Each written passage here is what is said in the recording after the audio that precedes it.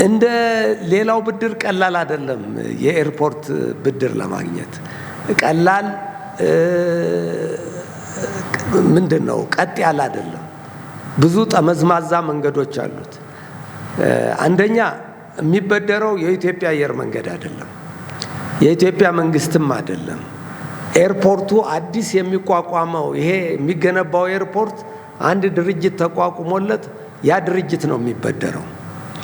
ሁለተኛ መያዣ ሌላ የለውም፣ ራሱ ኤርፖርቱን መያዣ አድርጎ ነው የሚበደረው። ሶስተኛ ገንዘቡ በጣም ብዙ ነው የሚበደረው፣ ወደ 9 ቢሊዮን ዶላር አካባቢ ነው ከጠቅላላው በብድር ይመጣል ተብሎ የሚጠበቀው እና አበዳሪዎችን ስለ ፕሮጀክቱ በቂ ግንዛቤ እንዲኖራቸው በፕሮጀክቱ አዋጭነት ላይ ጥሩ ግንዛቤ እንዲኖራቸው እንዲያምኑበት ብዙ ጥረት ተደርጓል። ብዙ ወርክሾፖች ተካሂደዋል። አዲስ አበባ ተካሂደዋል፣ ሞሮኮ፣ ፓሪስ፣ እንግሊዝ ሀገር ተካሂደዋል።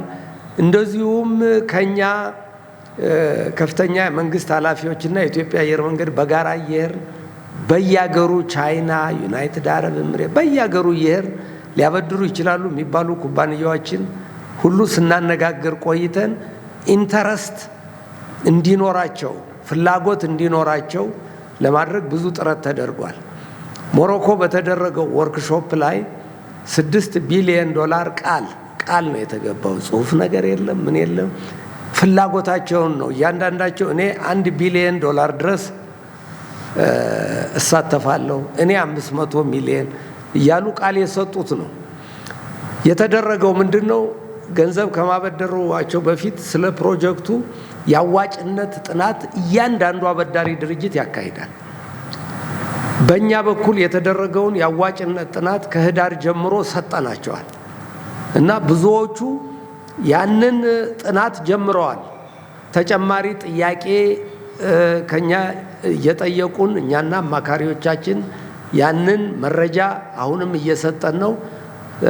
ስለዚህ ያዋጭነት ጥናት በማካሄድ ላይ ነው ያሉት። አፍሪካ ዲቨሎፕመንት ባንክ እንደ ዋና አስተባባሪ ዴዚግኔት አድርገነዋል።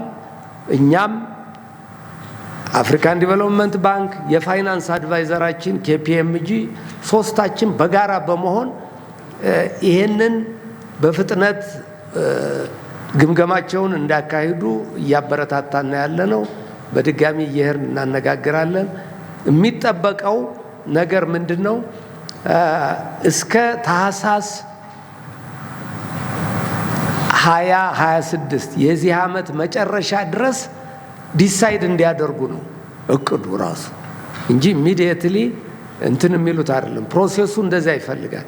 በሌላ በኩል ደግሞ ምን ሄድበት አቅጣጫ ኮንትራክተሮቹ የሚያሸንፉ ኮንትራክተሮች ፋይናንስ የሚያደርጋቸው ባንክም ይዘው እንዲመጡ ነው የተጠየቁት። ስለዚህ ይሄ ትራያንጉላር ነው። እኛ ያለን አበዳሪዎች አሉ፣ ኮንትራክተሮች አሉ። እኛም ከአበዳሪዎች ጋር እንነጋገራለን፣ ኮንትራክተሮችም ከአበዳሪዎች ጋር ተነጋግረው የሚሰራበት ፋይናንሲንግ ነው ያለው። እስካሁን ድረስ በጥሩ ሁኔታ እየተካሄደ ነው ያለው። Q400 እንደ አውሮፕላኗ አሁን እየተመረተች አይደለም። የመለዋወጫ ዕቃ ግን እየተመረተ ነው እና ከኢንጂን በስተቀር ከሞተሩ በስተቀር ሌላው ጋር ብዙ ችግር የለንም። Q400 መለዋወጫ እናገኛለን። ግን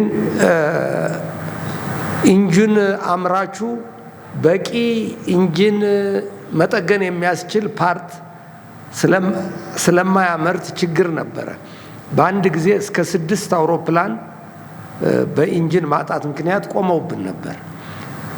ግን ከኢንጂን አምራቹ ጋራ በተደጋጋሚ ባደረግናቸው ንግግሮች ከዚያ ለመውጣት ብዙ ፕሮግረስ አድርገናል። ከ6 ወደ 2 ቀንሷል። አሁን 2 አውሮፕላኖች በኢንጂን ምክንያት የቆሙ አሉ። አንደኛውን ኢንጂን በሚቀጥለው ሳምንት እናገኛለን። አንድ አውሮፕላን ስምምነታችን ከማርች ጀምሮ ከሚቀጥለው ወር ጀምሮ አንድም Q400 በኢንጂን እንዳይቆም ነው። ጥሩ ሰርተዋል፣ እንደርስበታለን ብለን እናስባለን። ግን የመለዋወጫ ዕቃ Q400 ላይ ብዙ ችግር የለም እና ኢንጂን ነው የነበረው ዋናው ችግራችን።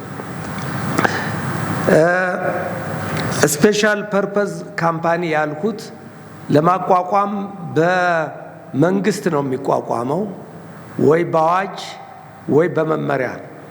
ለሱ ረቂቅ የማቋቋሚያ ደንብ አዘጋጅተን ኮሚቴም ተቋቁሟል። ከገንዘብ ሚኒስቴር፣ ከኢትዮጵያን ኢንቨስትመንት ሆልዲንግ፣ ከሌሎችም ከብሔራዊ ባንክ፣ ኢትዮጵያ አየር መንገድ፣ ከፍትህ ሚኒስቴር የተውጣጣ ኮሚቴ ተቋቁሞ ስራ ጀምሯል።